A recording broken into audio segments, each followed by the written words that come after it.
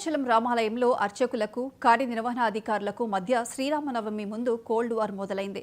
దాని ఫలితంగా రామభక్తుల మనోభావాలు దెబ్బతిన్నాయి. అయితే వాటితో సంబంధం లేకుండా ఆ తప్పు సంగతేమో తేల్చకుండా ఉన్నట్టుండి అర్చకులతో ఈవో సర్దుబాటు చేసుకున్నారు.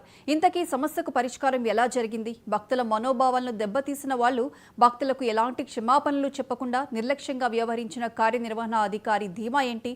ఆలయ పవిత్రతను దెబ్బతీస్తూ ఈవో వ్యవహరిస్తున్న తీరు మీద ఉన్నతాధికారులు పట్టించుకోరా?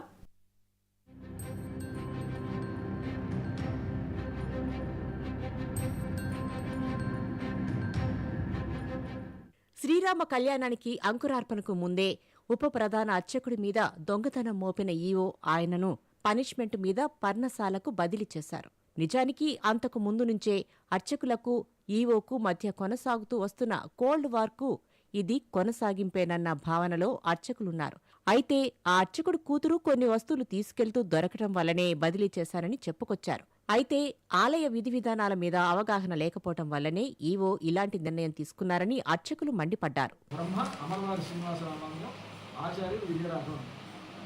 ఇటువంటి పరిస్థితుల్లో ఒక చిన్న పొరపాటు అమరవాది శ్రీనివాసరామాను అనేటువంటి వారి ద్వారా తెలుసుకున్నటువంటి ఈవో గారు ఆ అర్చక స్వామిని పనిష్మెంట్ ఇస్తూ ఆయన ఇక్కడి నుంచి పర్ణశాలకు బదిలీ చేయడం జరిగింది. అతను పర్ణశాలకి వెళ్ళడానికి అంగీకరిస్తూ పర్ణశాల కోసమని అతను జాయినింగ్ రిపోర్ట్ ఇచ్చారు. అయితే అతని ద్వారానే ఈ ఉత్సవం జరగాలి. ఈరోజు జరిగేటువంటి వసంతోత్సవం కానీ నిన్న జరగవలసిన అంకురార్పణ కానీ అమరవాది శ్రీనివాసరామాను సమక్షంలో ఆయన బ్రహ్మగా ఉండి ఆ కార్యక్రమాలు నిర్వహించవలసినటువంటి అవసరం ఉన్నాయి. ఇటువంటి నేపథ్యంలో మన అర్చక స్వాములు ప్రధాన అర్చకులు ఈవో గారికి వెళ్ళి దాన్ని కన్వే చేయడం ఇవన్నీ కూడా జరుగుతున్నప్పటికీ ఈవో గారికి ఆయన మీద ఆయన చేసినటువంటి తప్పు అనేటువంటి ఒక దృష్టి ఉండడం వలన వారికి ఇటువంటి అవగాహన లేకపోవడం వల్ల, ఈ మతపరమైనటువంటి అవగాహన లేకపోవడం వల్ల కావచ్చు, వారు దానికి అంగీకరించలేదు. అది సరిగ్గా వారు అంగీకరించి ఒప్పుకునేటప్పటికీ సమయం అనేటువంటి లేట్ అయింది.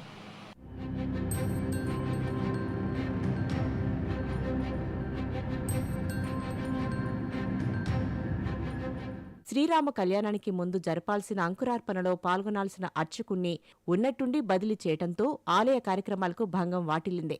బ్రహ్మస్థానంలో ఉన్న అర్చకుడు వస్తే తప్ప అంకురార్పణ క్రతువు జరిపించబోమని మిగతా అర్చకులు భీష్మించుకుని కూర్చున్నారు. సంప్రదాయం ప్రకారం రాత్రి 7 గంటలకు జరగాల్సిన అంకురార్పణ జరగకపోవడంతో ఈవోకు ఒక లేఖ రూపంలో విజ్ఞప్తి చేసి బదిలీ అయిన అర్చకుణ్ణి రప్పించాల్సిందిగా కోరారు. మొదట్లో మొరాయించిన తప్పనిసరి పరిస్థితిలో ఒప్పుకున్నారు.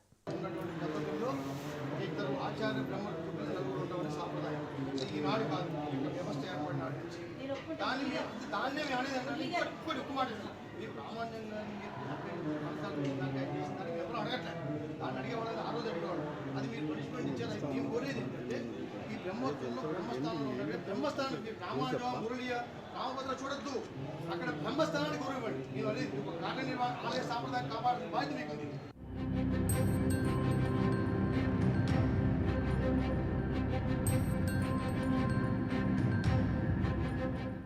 ఏమైతేనేం ఈవో తీసుకున్న బదిలీ నిర్ణయం బ్రహ్మస్థానంలో ఉన్న అర్చకుణ్ణి రప్పించటంలో జరిగిన ఆలస్యం కారణంగా అంకురార్పణ సకాలంలో జరగలేదు.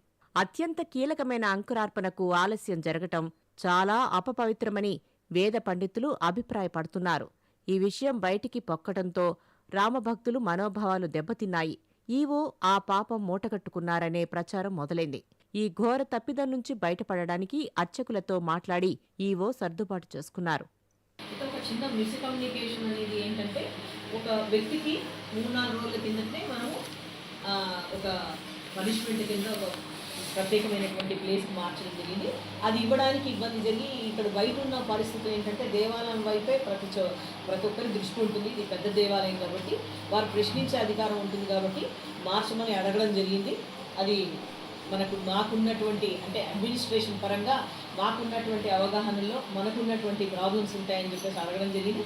దాంట్లో కొంత ఏమంటారు సమయంని వాళ్ళు అడగడం జరిగింది. కానీ ఇక్కడ ఎవరికి కూడా అర్చకులకు కానీ లేదా అడ్మినిస్ట్రేటివ్ స్టాఫ్ కానీ భద్రాచల దేవస్థానంలో ఎవరికి కూడా ఎటువంటి ప్రాబ్లమ్స్ కానీ లేదా ఒకరి మీద ఒకరికి కానీ ఇబ్బందులు కానీ లేవు. ఇక్కడ వారందరూ కూడా చక్కగా అసలు దేశంలోనే నెంబర్ 1గా మనం దక్షిణ అయోధ్యగా ఇక్కడ పూజా కార్యక్రమాలన్నీ కూడా జరుపుకుంటూ ఉంటాము. కాబట్టి ఇక్కడ నిన్న జరిగినటువంటి సంఘటన తర్వాత కూడా కొంచెం ఆలస్యంగా ప్రారంభించినప్పటికీ కూడా అంకురార్పణం చాలా బ్రహ్మాండంగా స్వామివారి సన్నిధిలో జరగడం జరిగింది. ఇంతకీ ఆ అర్చకుడు చేసిన తప్పేంటి? అతడి మీద మోపిన దొంగతనం రుజువైందా? రుజువైతే అతడి చేతనే శ్రీరామనవమి అంకురార్పణ చేయించడం సమంజసమేనా? అంకురార్పణ లాంటి ఆలయ విధివిధానాలు తెలియకుండా ఈవో ఎలా బదిలీ చేశారు? ఆలయంలో గొడవలు బయటికి రాకుండా చూసుకోవడానికి ఈవోకు అర్చకులకు మధ్య సయోధ్య కుదిర్చిందెవరు? రామభక్తుల మనోభావాలు దెబ్బతీసిన వారిని ఉన్నతాధికారులు చూసీ చూడనట్టు వదిలేస్తారా? ఈ ఏడాది శ్రీరామ కళ్యాణ కార్యక్రమ ప్రారంభ సూచకమైన అత్యంత పవిత్ర అంకురార్పణ ఆలస్యానికి కారణమైన ఈవో మీద చర్యలుండవా? భక్తుల మనోభావాలంటే అంత చులకనా? ఈ ప్రశ్నలు సంధిస్తున్న రామభక్తులకు జవాబిచ్చేవాళ్లేరి.